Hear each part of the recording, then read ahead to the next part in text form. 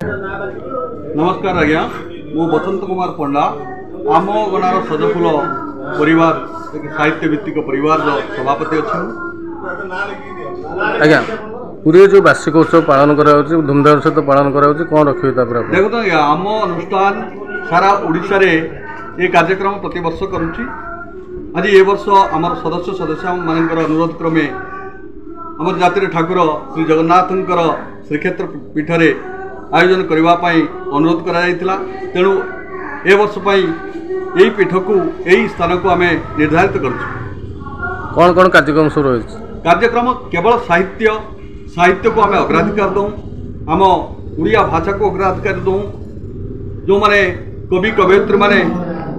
जमिति बणरे बणमल्ली फुटी झरी पड़ता बेले बाहर को तार बासना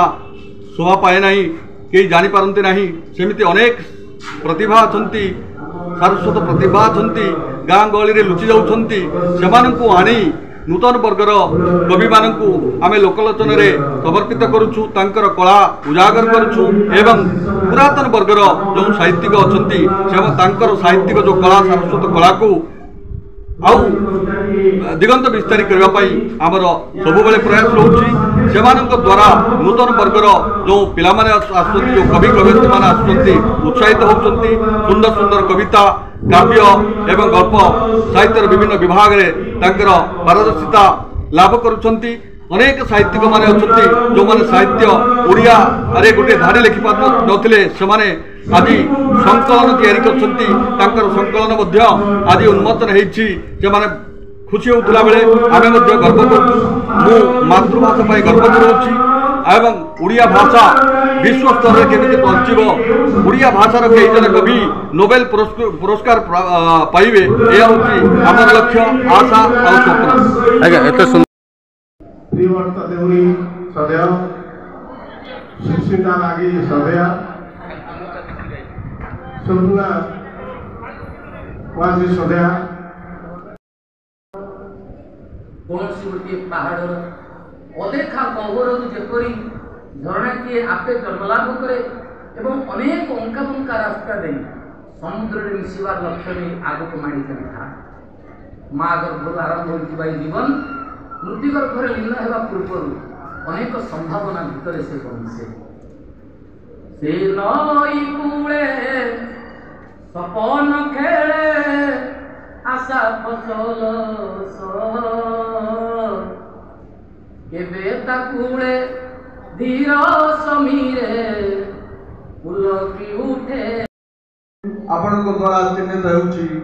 मु लेखिबिनी आ समस्ते आपण माने भूली जिवे मु आपण मान भूली जिवी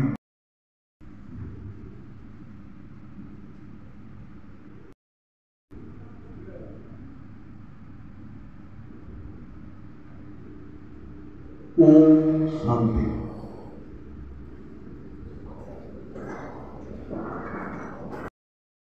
आमर अतिथि डॉक्टर संतोष पात्र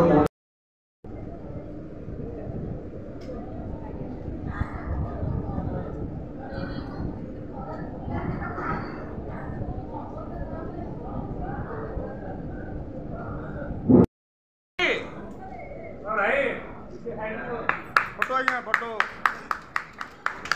साड़ी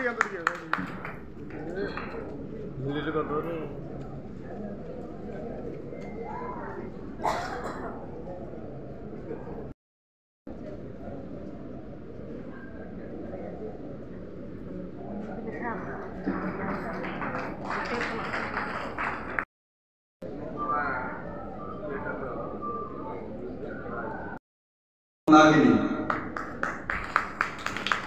उन्मोचन हेबो